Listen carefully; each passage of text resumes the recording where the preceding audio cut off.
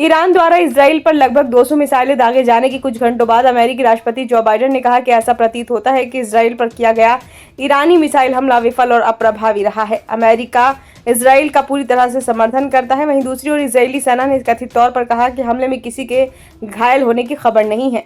अमेरिकी राष्ट्रपति ने हमले को लेकर कहा कि मेरे निर्देश पर अमेरिका की सेना ने इजराइल की रक्षा का सक्रिय रूप से समर्थन किया है और हम अभी भी इसके प्रभाव का आकलन कर रहे हैं। लेकिन अब जो हमें पता है कि ईरान का यह हमला पूरी तरह से विफल और अप्रभावी प्रतीत होता है, यह इजराइल की सैन्य क्षमता और अमेरिकी सेना का प्रमाण है। व्हाइट हाउस में पत्रकारों से बात करते हुए जो बाइडेन ने साफ तौर पर कहा कि अमेरिका और इजराइल के बीच इस हमले का अनुमान लगाने और बचाव करना एक गहन योजना का प्रमाण है।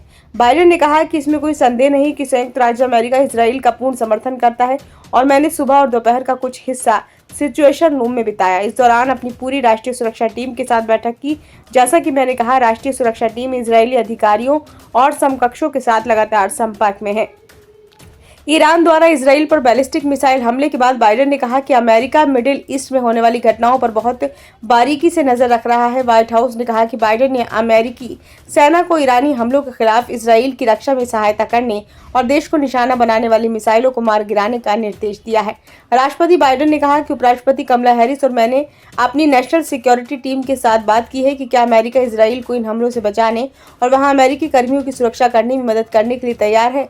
बाइडेन ने अपनी बात दोहराते हुए कहा कि हम पूरी तरह से इजराइल के साथ हैं। पेंटागन के प्रेस सचिव major general Patrick S Ryder ने कहा कि अधिकांश मिसाइलें अपने लक्ष्य तक पहुंचने से पहले ही नष्ट हो गई, लेकिन कुछ ने प्रभाव डाला और कम से कम नुकसान पहुंचाया।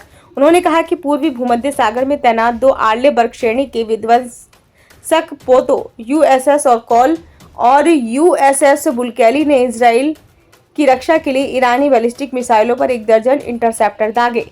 हमले की निंदा करते हुए उपराष्ट्रपति कमला हैरिस ने कहा कि मैं इस हमले की स्पष्ट रूप से निंदा करती हूँ। मेरी स्पष्ट राय है, ईरान मध्य पूर्व में एक अस्थिर खतरनाक ताकत है और इजराइल पर आज का हमला इस तथ्य को और भी स्पष्ट करता है। ईरान न केवल इजराइल के लिए खतरा है, बल्कि क्षेत्र में अमेरिकी लोगों, अमेरिकी हितों और पूरे क्षेत्र में निर्दोष नागरिकों के लिए भी खतरा है। हम ईरान और ईरान समर्थित आतंकवादियों के खिलाफ अमेरिकी सेना और हितों की रक्षा के लिए जो भी आवश्यक होगा वो करने में कभी नहीं हिचकिचाएंगे। हम ईरान के आक्रामक व्यवहार को बाधित करने और उन्हें जवाबदेह ठहराने के लिए अपने सहयोगियों और भागीदारों के साथ काम करना जारी रखेंगे। ब्यूरो रिपोर्ट, नई दिल्ली।